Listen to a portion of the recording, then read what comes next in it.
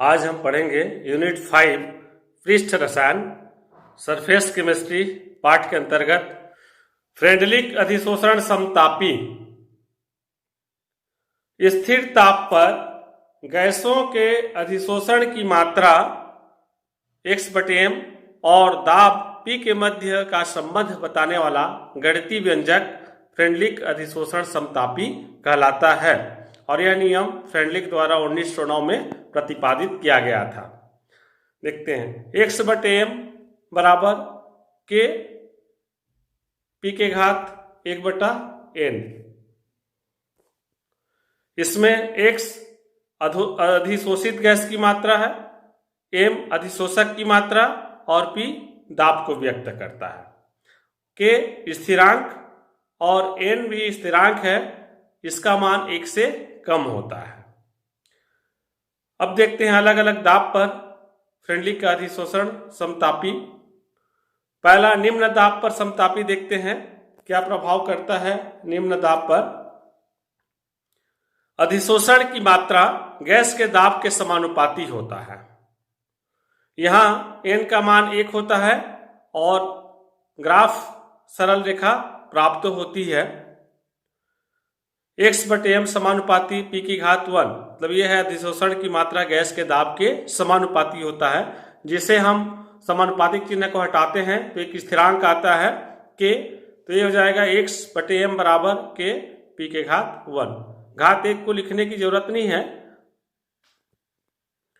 फिर एक ग्राफ देखते हैं तो देखिए y अक्ष में x/m और x अक्ष में P दाब को प्रदर्शित किया गया है। इनके मध्य ग्राफ खींचने से एक सरल रेखा प्राप्त हो रहा है जो कि x/m बराबर k × P को प्रदर्शित करता है। k दूसरा माध्यमिक दाब पर समतापी। स्थिर ताप पर अधिशोषण की मात्रा गैस के दाब के घात 1/n के समानुपाती होता है। यहाँ 1/n का मान 0 से लेकर के 1 के मध्य होता है और परिभाषा अनुसार हम लिख सकते हैं इस फार्मूला को कि अधिशोषण की मात्रा गैस के दाब की घात 1/n के समानुपाती होता है। तो ये फार्मूला हो जाएगा x/m समानुपाती P की घात 1/n, या स्थिरांक के साथ हो जाएगा x/m बराबर k × P की घात 1/n। और आइए इनके मध्य ग्राफ देखते हैं हम, तो देखते हैं इसमें भी y अक्ष में x/m, x अक्ष में P दाब को लेते हैं और ग्राफ खींचते हैं। तो ये जो डॉट वाला ग्राफ है ये हमारा निम्न दाब पर समतापी को व्यक्त कर रहा है। अब माध्यमिक दाब पर समतापी का ग्राफ इस प्रकार से प्राप्त होगा। एक सरल रेखा ये भी प्रदर्शित कर रहा है थोड़ा वक्र लिए हुए, और ये ग्राफ है x/m बराबर k × P की घात 1/n का। इसके बाद देखते हैं उच्च दाब पर समतापी। अधिशोषण की मात्रा गैस के दाब से स्वतंत्र हो जाती है। इसमें जैसे यह हम बोल सकते हैं दाब पर अधिशोषण की मात्रा निर्भर नहीं करती है और उच्च मान प्राप्त कर स्थिर हो जाता है। यहाँ 1/n का मान 0 होता है। इस दाब पर ग्राफ क्षैतिज होता है।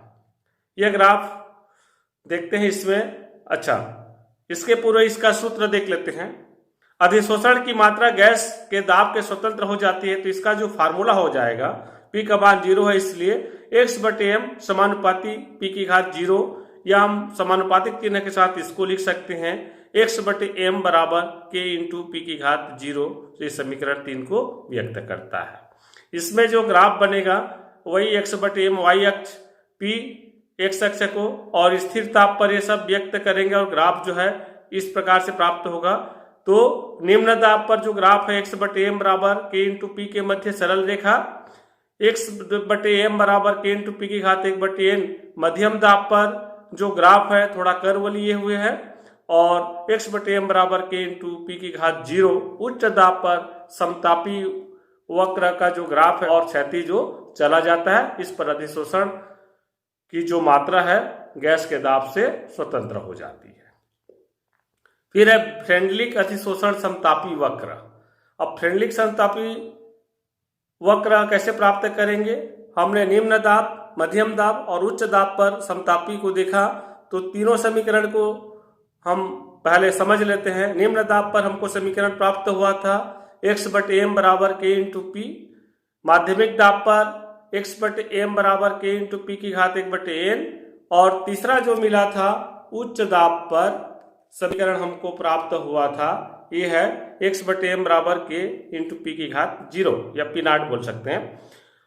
अब दोनों समीकरण के लाग लेने पर, समीकरण 2 पर लाग ले रहे हैं हम दोनों, तो ये हो जाएगा log x बटे m बराबर log k प्लस 1 बटे n log p। अब देखिए समीकरण 2 में p के घात 1 बटे n है, तो हम जानते हैं जो घातांक रहता है वो पहले आ जाता है, इसलिए log के पहले 1 बटे n लिख करके log p लिखा गया है। इसका ग्राफ देखते हैं, log x बटे m और log p जो है x अक्ष को प्रदर्शित करता है और ग्राफ जो है एक सरल रेखा प्राप्त होता है जिसका ढाल बराबर 1 बटे n होता है। और ग्राफ जो हमारा होता है log x बटे m बराबर log k प्लस 1 बटे n log p का, और इसमें अंतःखंड log k होता है। तो हम इसको लिख सकते हैं या बोल सकते हैं कि log x बटे m और log p के मध्य ग्राफ खींचने से एक सरल रेखा प्राप्त होती है जिसकी ढाल 1 बटे n व अंतःखंड log k के बराबर होता है। इसके बाद देखते हैं विलयन में अधिशोषण क्या होता है। तो विलयनों में अधिशोषण की परिशुद्ध क्रियाविधि ज्ञात नहीं है। विलयनों में होने वाला अधिशोषण में भी फ्रेंडलिक अधिशोषण समतापी प्रयुक्त होता है। दोनों में अंतर केवल इतना है कि यहाँ दाब के स्थान पर विलयन की सांद्रता का उपयोग करते हैं जिसे कैपिटल C से प्रदर्शित किया जाता है।